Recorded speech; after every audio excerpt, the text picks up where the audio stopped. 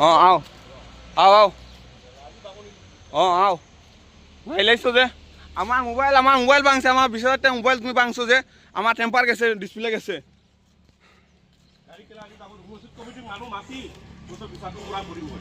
হ্যাঁ তুমি যে আমার গাইলাইছো তোমার